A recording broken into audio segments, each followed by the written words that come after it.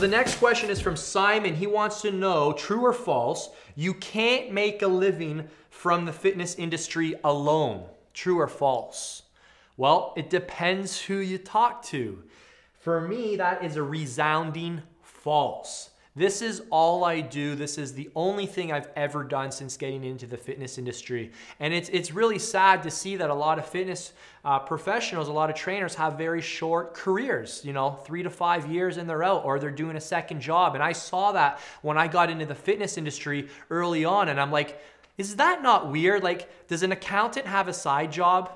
You know what I mean? Does your mechanic have a side job? Does a teacher have a side job? So I'm like, what's the deal with the fitness industry? Why are these personal trainers, they're working with clients during the day and then they're, working at a bar at night or, doing side work? I'm like, I saw that early on and I'm like, that's not going to be me. So let me tell you guys a story. I think you guys will enjoy this. Back in 2002, I got into the fitness industry after I graduated from university. I started off at the Guelph YMCA, $10 an hour, I kid you not, as a personal trainer, writing programs for people. And after 4 months, I asked for a raise. I went to my boss, I said, I need a raise. And she said, okay, let me talk to the big guy. He comes back the next day, she goes, I can give you a $1 raise in 1 year from now. I kid you not, I quit on the spot. And I realized that if I wanted to be successful in the fitness industry, it was up to me. I discovered the truth behind the word job. You guys all know what job stands for, right? Just over broke. And I didn't want that to be me. And I don't mean that to be insulting by any means, but it's true. Your boss's job is not to make you rich. Your boss's job is to provide you with a paycheck.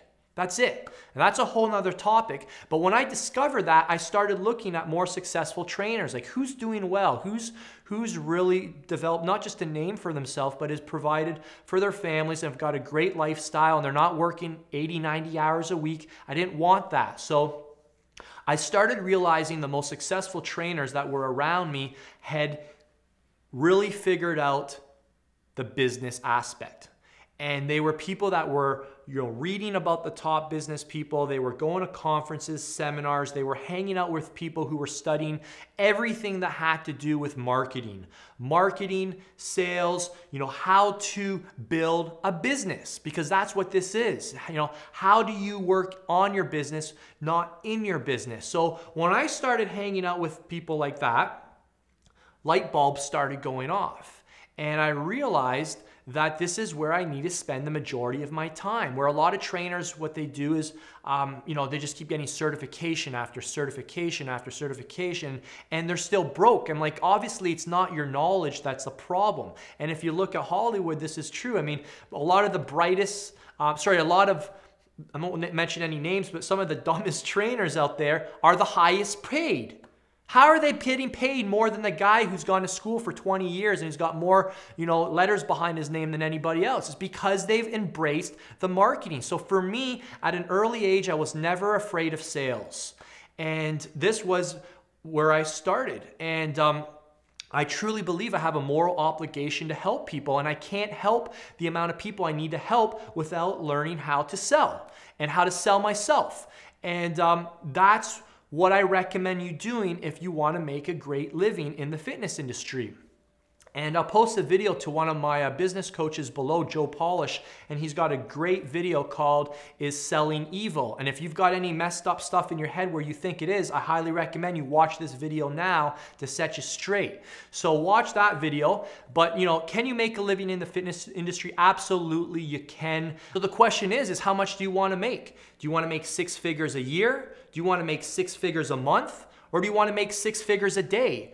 And believe me, each one of those is possible. I know people personally, on myself, when people I hang out with, people who are some close friends of mine who do those kind of numbers every single day, every single year, every single month. So how do you do that? It's easy, conceptually.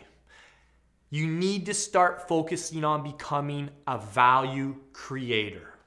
Write that down. You need to produce value in other people's lives. This is not about you. If you're doing this with your goals as a priority, you're not going to make it. You truly have to think about, how can I produce 10 times more value in this person's life? How can I help them? How can I serve them?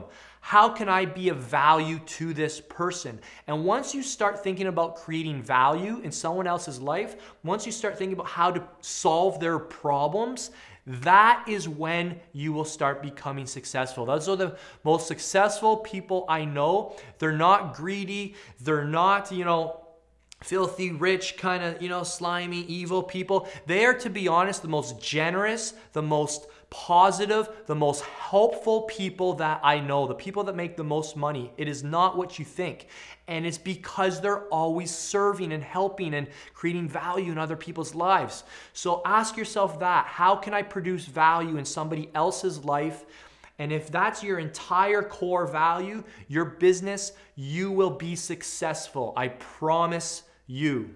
So the answer is yes, you can create a living in the fitness industry, but it all comes down to you and how much value you're prepared to produce in someone else's life. I hope that helps you. We'll talk to you guys soon.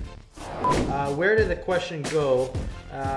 So the truth is that I just live off my family's inheritance.